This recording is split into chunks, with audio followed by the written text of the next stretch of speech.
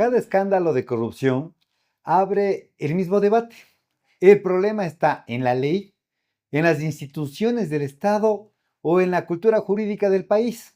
Bienvenidos a B de Verídico. Soy Darío Veláztegui Enríquez, abogado especialista en materia tributaria, y hoy nos acompaña un invitado muy especial y conocedor del derecho penal, el doctor Alejandro Guevara Vaca, abogado litigante, especialista y magíster en Derecho Constitucional, además de ser magíster en Derecho Procesal Penal, con formación internacional en criminología penal, y dentro de su práctica profesional se ha enfocado en el análisis de delitos, en este caso complejos, y también que tienen que ver mucho con garantías constitucionales respecto del respeto de derechos de cada uno de los ciudadanos en el país. Para nosotros, mi querido Alejandro, un gusto tenerte con nosotros en vez de Verídico.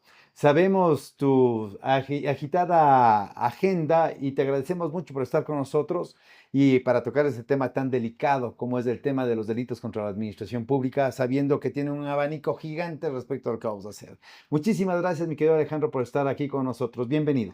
No, gracias Darío a todos ustedes, porque yo lo decía tras bambalinas, yo lo confesaba, yo me autoinvité al programa porque vi tu programa que me parece, y te lo digo públicamente, y qué gusto estar aquí porque lo vi muy bien realizado, muy bien hecho, y dije, este es un espacio donde podemos topar temas tan importantes para los abogados que recién se gradúan, para los estudiantes que se van a graduar y para los profesionales que ya tienen una trayectoria un poquito larga porque estamos sufriendo un montón en la administración pública, estamos sufriendo mucho con los consejos de la judicatura, dos consejos que no han podido resistir un juicio político los dos y que han terminado uno en prisión y otro terminó con la salida. Y dije, es un gran espacio como para poder llevar a la ciudadanía y sobre todo a los jóvenes estudiantes un poco de fe, un poco de luz, porque parecería que ya no hay personas profesionales y éticas, parecería que ser ético es lo contrario a lo bueno, porque ahora cuando uno está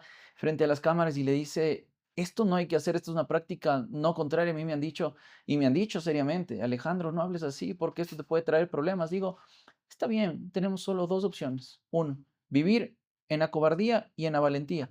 Al fin del día, el destino que nos depara es el mismo, porque cobardes o valientes vamos a morir. Y prefiero seguir el camino de la valentía y de la ética, así que ya me decanté por un camino hace mucho y es el que sigo ahora. Chévere, mi querido Así Alejandro. que gracias. Muchísimas gracias, ¿no? Más bien a ti por tu generosidad y por estar con nosotros. Hay que tomar en consideración que el tema de los delitos contra la administración pública como tal son bastante complejos respecto del día a día y que estamos ya medios, creo que acostumbrados a escuchar escándalo tras escándalo respecto de lo que viene tratándose en la Corte Nacional de Justicia, en la Corte Provincial y obviamente respecto de qué pasa con el cohecho, con la concusión, qué pasa con los sobornos, con los famosos nombres de cada uno de los delitos, para saber si es que esto se constituye en persecuciones políticas o en realidad se constituyen en herramientas determinadas en la ley para penalizar ciertas conductas establecidas por los funcionarios públicos y por las personas que de pronto creen que el poder es eterno y no se dan cuenta que en realidad el poder es efímero y que aparte de aquello, las conductas siempre serán sancionadas. ¿Cómo ves tú el tema de los delitos en este caso, mi querido Alejandro, contra la administración pública? Bueno, igual que la mayoría de los delitos, yo creo que cualquiera que este sea, deben intentarse reducir a la mínima expresión. Hay una popularización en el vocablo de los abogados penalistas que estamos en un derecho penal máximo, en que todas las conductas que se realizan tienen que ser penalizadas. Si el servidor público hace aquello o esto, vamos al derecho penal, cuando lo que debemos pretender en el derecho penal es reducir a la mínima expresión las conductas penales, porque desde la teoría del Estado, si nosotros tenemos muchos delitos, seguimos subiendo la cantidad de penas a los mismos delitos, quiere decir que el Estado no logra tener un control en su propia administración, en su soberanía como tal, si ponemos como elemento del Estado, a las personas que ellos controlan, los servidores públicos o las personas que actúen en la facultad de una función estatal. Entonces, los delitos de peculado, cohecho, todos los que dice la sección tercera del COIP, dice los delitos en contra de la administración o de la buena administración del Estado, son algunos, la verdad recordarse todos es Ujú. bastante, pero deben ser por ahí unos 15. Lo que debemos pretender es entender dónde está la estructuración y por qué estos no surten ningún efecto. ¿Por qué cada vez y cuándo? Si la ciudadanía comenta, ellos van a decir, bueno, así suban las penas, ya pasó en la consulta popular, subieron las penas a los delitos en contra, no de la administración de Estado, sino de la salud pública, que eran los delitos de drogas, todo esto subieron. Ya no eran de 10 a 13, ahora son de 22 a 26. Las estadísticas dicen que han reducido las tasas de tráfico de drogas o que han aumentado. Las muertes violentas se redujeron. Y es que eso es lo que nosotros debemos ver como juristas y decirlo ciertamente. Los delitos en contra de la administración del Estado, al igual que todos, debemos propender a bajar. Pero para que esto pase, debe haber una política criminal muy bien establecida y una política pública muy bien establecida. ¿Y desde dónde comienza esa política pública? Desde la educación. Porque si en la educación formal nosotros ya sabemos lo que es derecho, ley, pero en nuestros hogares, en nuestros valores principales cuando somos niños, no nos enseñan correctamente y no aprendemos correctamente esto, el problema es estructural. Por eso digo yo que sí, los delitos de administración pública, el sujeto pasivo siempre es el Estado, siempre va a ser el Estado, pero lo que debemos proponer es que intenten bajar. Yo espero que de aquí cuando pasen 20 años y hagamos un segundo podcast, que seguro va a pasar, Así será. digamos, logramos sembrar una pequeña esperanza en estas cosas y logramos cambiar la estructura del Estado, que no se trata de tener más delitos, lo que se debe tratar es de tener menos tipos penales y una mejor acción pública. Recuerda en una cosa, Alejandro, también el tema de la viveza criolla, ¿no? El tema de saltarse la fila, el tema de no estar puntualmente, el tema de no hacer las cosas respecto de lo que ya se establecieron como límites iniciales dentro de cualquier parámetro, el hecho de que te vayas a un concierto, Ajá, pero le dices a cualquier persona, me das haciendo cola, haz cola por mí o ponte a la fila y no estás responsablemente en el contexto de la misma línea con respecto a la igualdad, del respeto a los derechos de las demás personas. Desde ahí viene inclusive el respeto a la ley, a la norma, a los buenos principios, a la conducta, que no solamente tienen que ser decantados en la revisión irrestricta de los delitos contra el Estado. Toma en cuenta una cosa, lo delicado que es ser servidor público. Servidor público, como su nombre lo dice, servir. Servir a las personas. No es la persona, como en algún momento se pensaba, que es la persona que tiene el poder total para decidir respecto de algo que tú quieres o que deseas. Yo tampoco. El hecho de beneficiarse respecto de, para correcto. ayudar, necesito que me ayudes. Esa conducta es la que hay que alejar respecto de las posiciones que tienen ciertos servidores públicos. No podemos decir que todos están en un saco y que todos los servidores públicos son buenos o son malos, Así es. sino más bien por el contrario, el establecer que ganan una remuneración que sí es cierto, es pagada por nosotros y que tiene que ser respetada y en este caso y más bien compensada con el trabajo para que se nos facilite las cosas. Entonces, ¿cómo ves, por ejemplo, tú el tema del cohecho y de la concusión en el día a día, como lo vemos con los casos gigantes, ¿no? Porque esos son los que se ven. ¿Qué pasa con los análisis a diario que tiene la Contraloría General del Estado cuando evidencia indicios de responsabilidad penal? ¿Será que es una persecución política? ¿Será que en realidad están buscando el tipo penal o están buscando en realidad sancionar esos ilícitos o esas conductas que no están apegadas a derecho? Respondamos desde una perspectiva ya más sociológica, porque tanto el delito de cohecho como el delito de concusión bueno, el de cohecho deben haber dos personas que quieran cometer el delito.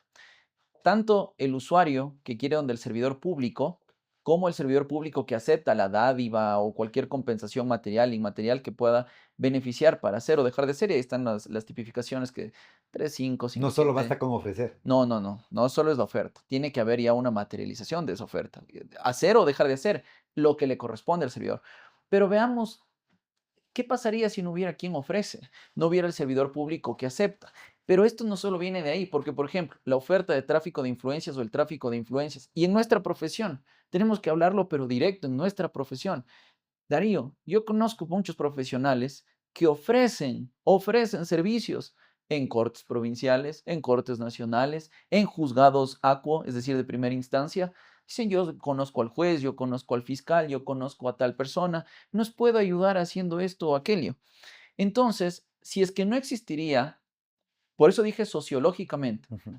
el corruptor, no habría la persona corrupta que acepta también. Esto es una responsabilidad bilateral, no solo, digamos, el servidor público como que fuera un ente no humano. El servidor público es un amigo también que puede estar mañana con nosotros jugando fútbol y Por haciendo, supuesto. y que hay muchos que son decorosos. Yo siempre digo que robo esta palabra de Lenin Moreno, digo, hay sus honrosas excepciones. Yo conozco a varios jueces y fiscales que son muy honrosos, con los que me llevo bien, fiscales, mujeres también, ¿no? Porque no hay fiscala, pero hay fiscal, no es que no hay el término fiscala, eso lo oí una vez, y que son muy honrosas, personas con las que yo me llevo, que a veces he salido a tomar un té, discuto de un tema y a veces me dicen, Alejandro, ya no discutamos de derecho, háblame de otra cosa, pero a mí se me va el clic. Yo nací para ser abogado, no, abogado y músico, son mis cosas que nací. Entonces creo que desde ahí viene el problema. Por eso digo que estos espacios son tan importantes para entender que desde el momento en que uno como servidor, que uno es servidor privado, viene un cliente donde a nuestra firma, yo siempre establezco con una claridad absoluta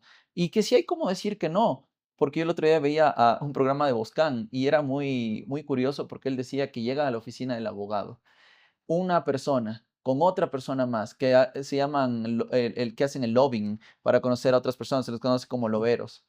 Y dice que llega con una persona a la que no le podía decir que no y que solo le dijo, tienes que hacer, porque tú eres el mejor abogado que conozco y no tienes opción. Y Boscan dice que este abogado se inventa, ¿no? Que tenía una enfermedad crónica, no sé si viste, No, no. que dice, tengo una enfermedad crónica y se pone a llorar y dice, no le quería decir a mi esposa ni a nadie, pero me voy a morir en 3 meses y si tomo este caso me muero. Y ellos dicen, bueno, disculpe, no sabía eso y se fueron. Entonces, ante esa posibilidad, yo digo, los delitos de administración pública no se cometen de manera autónoma, se cometen porque empiezan en un lugar, en un hogar, en un origen, en una conversación, como chiste. Es que yo conozco esto y yo entiendo que estoy trayendo valores y si es que Kant escuchara esto diría, el derecho puramente es, sí hay valores, es cierto, pero al derecho no le interesan tanto los valores de las personas en la aplicación, sino en la creación. Pero yo creo que es momento de hablar de los valores en la ejecución de la ley. Y es por eso que digo que los delitos de administración pública, el único momento en que van a acabar es cuando tengamos cultura de administración y de Estado. No hay otra forma. Y toma en consideración incluso la de credibilidad que debe estar en el profesional que va a defender una causa, porque el cliente busca desesperadamente una persona, no que le dé la razón, que le ayude a hacer justicia. Hay muchos casos en los que nosotros como abogados tenemos que decir al cliente que no se puede, o que no se puede llegar a lograr, porque sabemos que lo que se va a pelear es en realidad imposible dentro del contexto de la aplicación de la norma, porque de pronto sí hubo algún tema que tenía que ser sancionado. Y la ética dentro del abogado está en el decirle si se puede o no se puede llegar a defender. Pero otro de los elementos fundamentales también, y que dentro de los códigos de ética de los abogados está implícito, es el hecho de que no le puedes decir a tu cliente que vas a ganar. Correcto. ¿Por qué razón? Porque creo que cuando uno tiene la posibilidad de conversar con el cliente, al cliente se le dice hay una posibilidad altísima de ganar el proceso. Pero finalmente no está en uno como abogado el dictar sentencia. Y uno no puede decir, yo voy a ganar, porque de lo contrario, entonces, ¿para qué lo sometemos a una contienda de carácter judicial si sabemos que ya ganamos? Porque quien resuelve finalmente es un juez, un tribunal de jueces, obviamente, y ellos serán los que determinen si es que es conveniente o no es conveniente darnos la razón con la suficiente materia que se les pueda poner a ellos con los alegatos y con las pruebas para que puedan determinar si tenemos o no tenemos la razón. Ahora, la problemática decanta en la credibilidad que ha llegado a tener los juzgadores respecto de todos los casos que vamos escuchando día a día.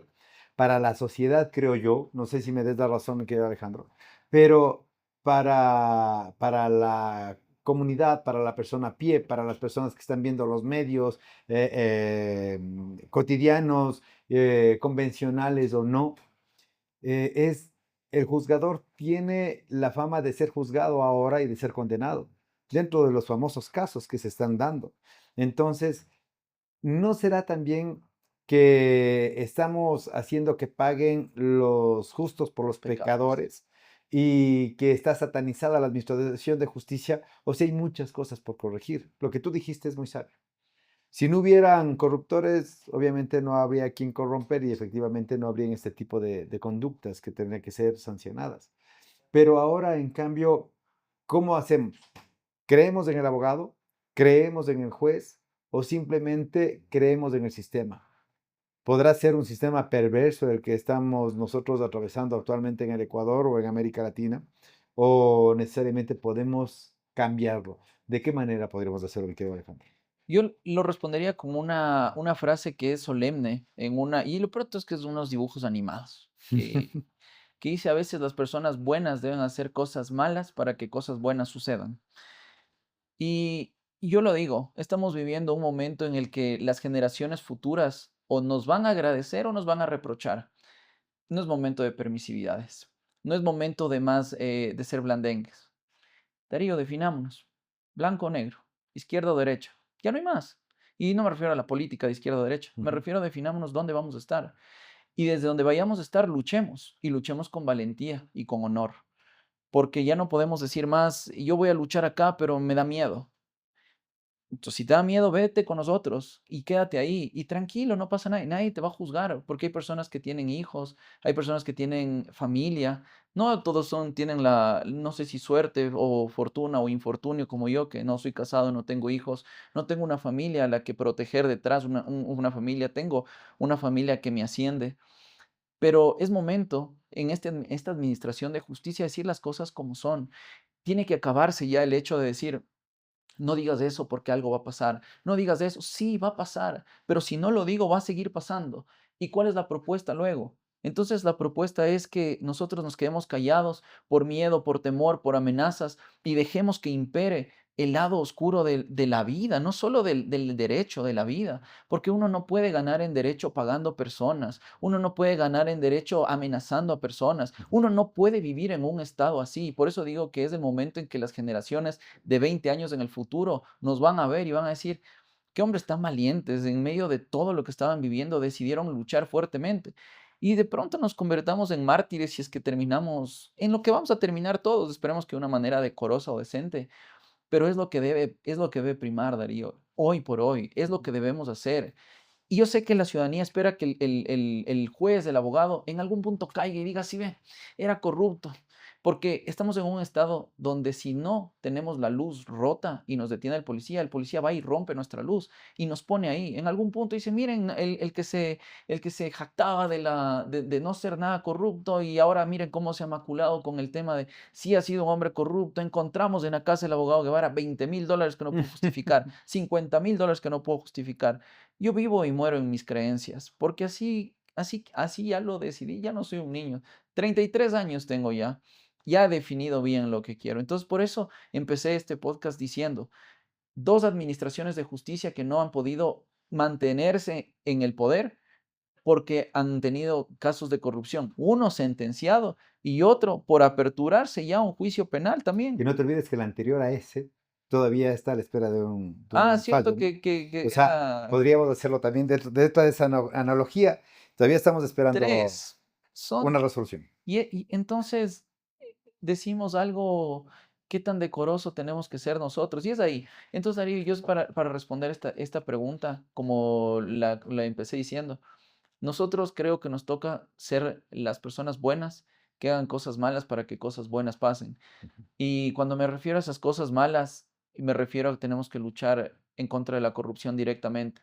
Y no es fácil, porque el día de mañana que denunciemos a alguien, a un juez, a un fiscal, que coge dinero, que sabemos lo que hace, él no va a quedar ahí, porque nosotros sabemos, Darío, los que trabajamos en derecho penal por lo menos, sabemos que ciertos jueces, ciertos abogados, ciertos fiscales trabajan con banderas y esas banderas no perdonan.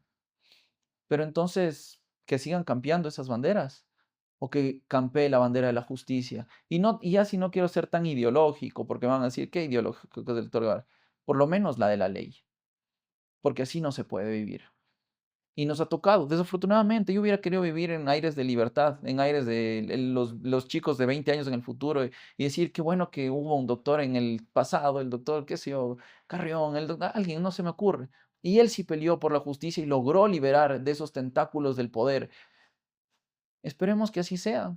Total, eso Y es lo que aquí quiero. cabría decir, pega entonces el hecho de recordarles a cada uno de los funcionarios públicos, indiferentemente desde la palestra en la que se encuentren, como servidores públicos, como juzgadores, como administradores de justicia, como la persona que pasa las copias. Como suelen decir, Si yo soy un funcionario público que pasa un café, hasta el café debo servirlo bien. Entonces, ¿cabe la frase ahí de que el poder es efímero? Total, no, el poder es muy efímero. El poder es efímero. Lo único que es permanente es el cariño de la gente y el amor a Dios. Son las únicas cosas ciertas y ahí es donde uno tiene que labrar.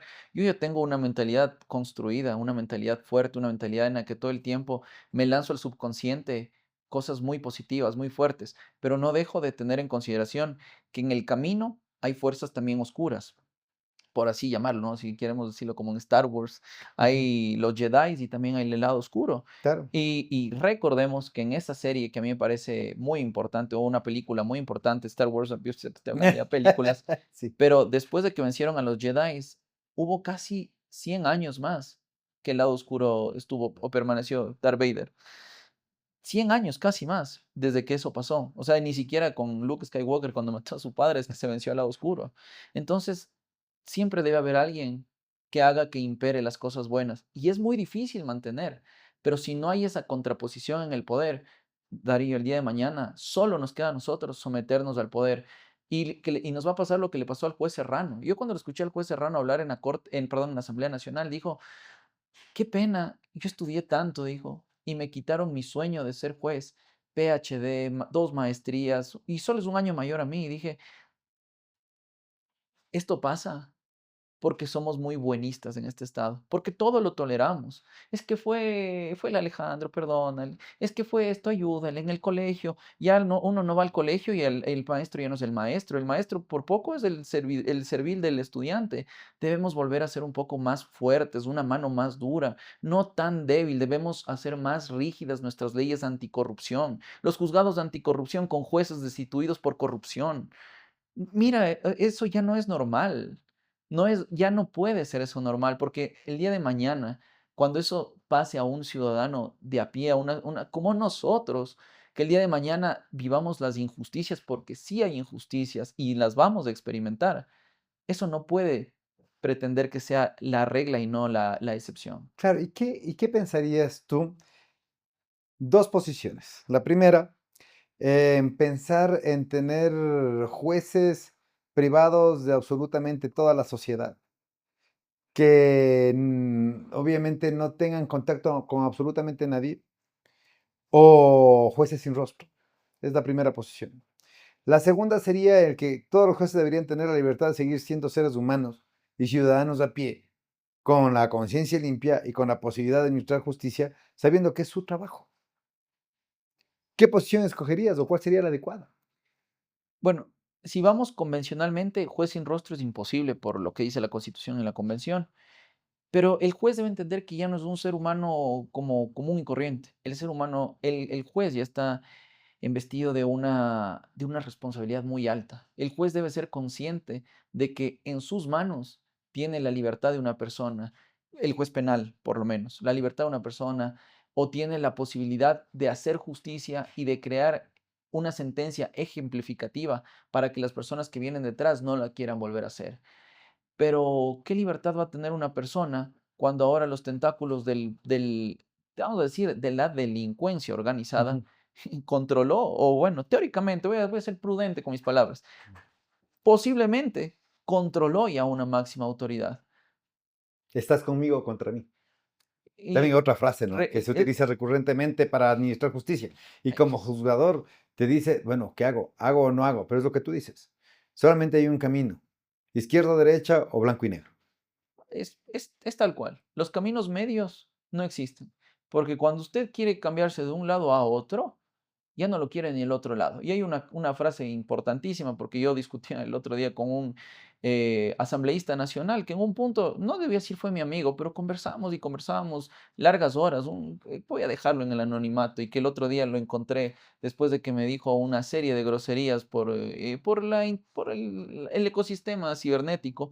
Le lo encontré de frente y le dije, mira, no estoy de acuerdo con lo que has dicho ni nada de esto, pero la frase que quería decir es que al traidor ni siquiera lo quieren los otros lados, porque el traidor que traiciona a su propio gremio y luego se va con los que supuestamente les ayudó, ellos tampoco lo quieren, porque saben lo que es. Es un traidor y los traidores de la justicia, los traidores de sus ideologías, no terminan en ningún lado. Se constituye en una herramienta momentánea, que Sí, quiere decir que nunca será creíble ni para el uno ni para el otro. para nada. Es solo servil. Pero mucho ojo que los traidores han llegado lejos. ¿Eh? Los traidores son personas muy inteligentes, son personas muy astutas. Son para mí repudiables, pero son inteligentes y logran llegar muy alto. Yo conozco un montón de personas que han traicionado a gente y ocupan hoy cargos de gobierno alto y están ahí porque están con el uno, se codean con el otro. Bailarines.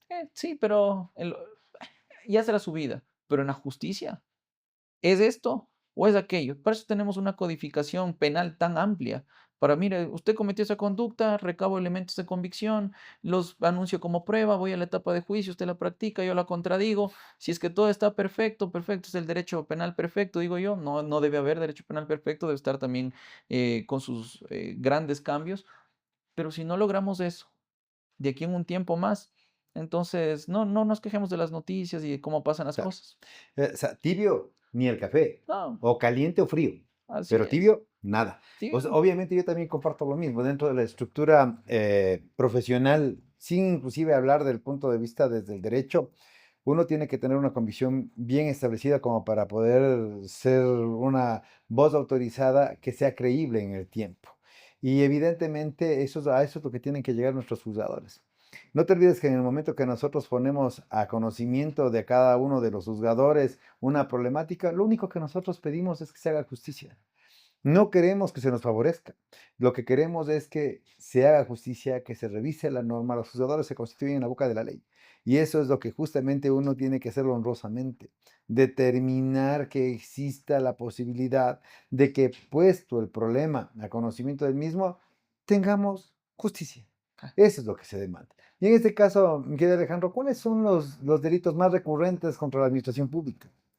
por lo general vemos que es el de peculado, cohecho, concusión, tráfico de influencia, el enriquecimiento ilícito. Yo he escuchado a muchos abogados decir que hay enriquecimiento ilícito e enriquecimiento injustificado. Y Mm. quiero aclarar algo. El enriquecimiento ilícito, dentro del enriquecimiento ilícito, dentro del tipo penal, se habla del enriquecimiento injustificado. Pero quiero dar a conocer que solo existe un tipo de enriquecimiento dentro de la administración del Estado, que es el ilícito. No hay dos tipos penales, que es enriquecimiento ilícito y otro injustificado. No, el enriquecimiento ilícito es ilícito y dentro de él, si usted no logra justificar de dónde viene, cómo se constituye en un enriquecimiento ilícito. No es que hay dos tipos penales. Entonces, bueno, pero esos son los más recurrentes, de hecho, de los que yo más manejo, casi todo estoy en anticorrupción, en estas cosas.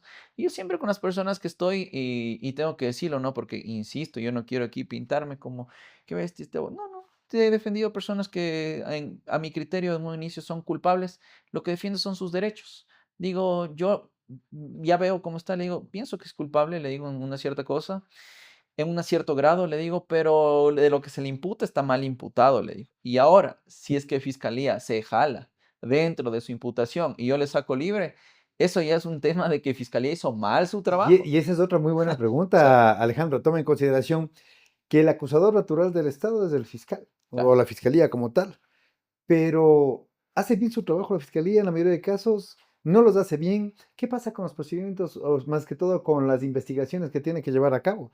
Porque a veces inclusive las personas estamos mal acostumbradas a que por todo vaya y denúnciale en la fiscalía. Eh, Esto denúnciele y piensan que es un mecanismo de extorsión para la otra parte para poder dejar a un lado ciertas situaciones inclusive que pueden ser de carácter civil, económico, comercial, contractual. Dicen, no, pero denuncian en la fiscalía. Porque cuando le denuncias en la fiscalía, como el fiscal empieza a investigar, podría ser que corremos con suerte y hasta se pide una audiencia para formulación de cargos. Y ahí le tenemos a punto caramelo eh. a la otra parte para decirle, desiste de tu contienda civil, comercial, económica, lo que fuera. Entonces, se está también por parte de las personas desnaturalizando la investigación respecto de la tipología penal.